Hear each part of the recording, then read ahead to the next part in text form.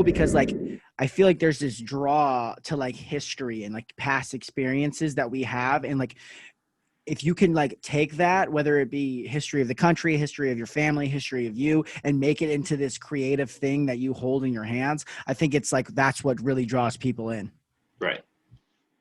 Do you rap like about your past, or you just kind of rap? You just kind of feel it in the moment.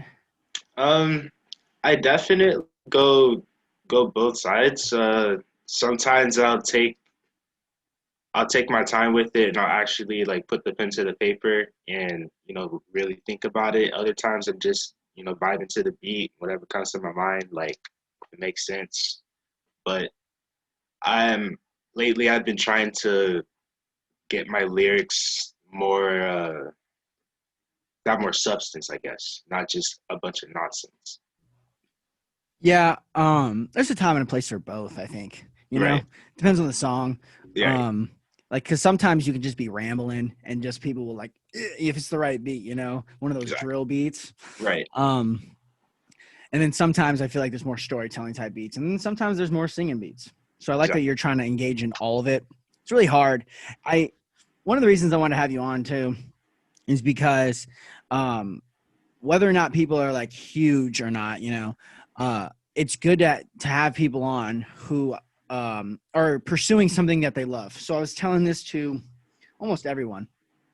I love when people have their energy, positive energy, focused in something like growing. I'm not going to get into the whole OnlyFans thing, but specifically for my guy friends, like I have friends who are like my friend Scales is now a celebrity barber. He cuts the Raiders up. My friend Jake is blowing up making music. My friend Sal is a writer for Smash Magazine. And he's not huge, but he's doing his own thing. My friend Nate is a fighter.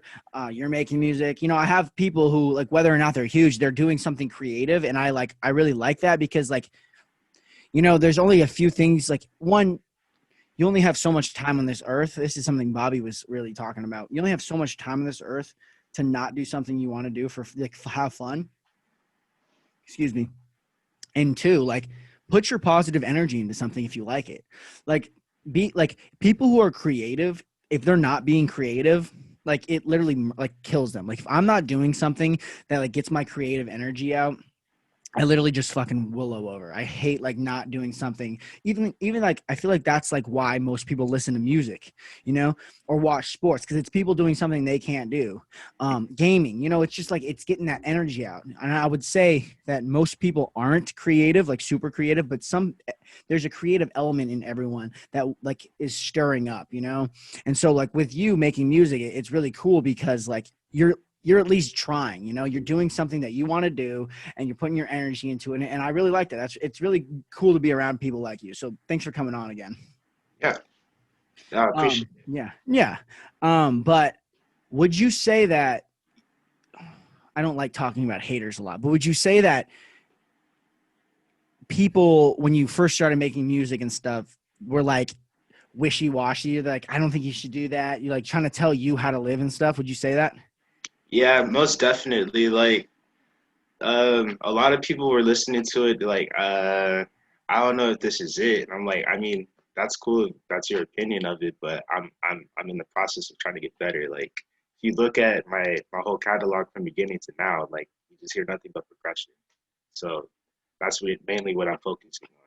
So, I'll tell you this. My first podcast ever was I sat down. I might or might not have been tipsy. I can't remember.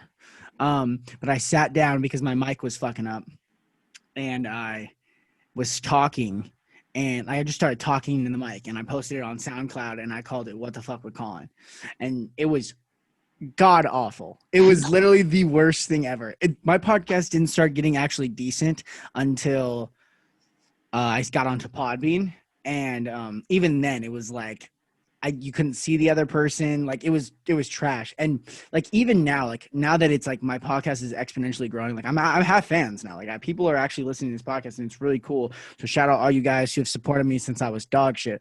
But what I'll say is, people even now like are like there's some people who like didn't want to give me credit before who are now taking me seriously, and there's some people who still haven't. And then when I keep getting bigger, they will. So what I'll say is, you can check that real quick. What I'll say is don't worry about what other people are, and don't even compare yourself to other people. Just if you're getting better, you as a person, if you're getting better than you yesterday, you're doing better. Right. So just compare yourself to you. And that's honestly for everyone. I've said this on a couple of my podcasts. If you're better than you yesterday, then you are succeeding. That is succession. That is you getting better. That's not actually, that is succession. It's you versus you. Lately, I feel like it's me versus me. Can't remember who said that, but that is a great line, because there's nobody else in this world who can compete with you. Now, having competition like in the workforce or in the game or something, that's fine. But what I'm saying is, don't compare yourself to someone who's fucking already made it, you know? Exactly.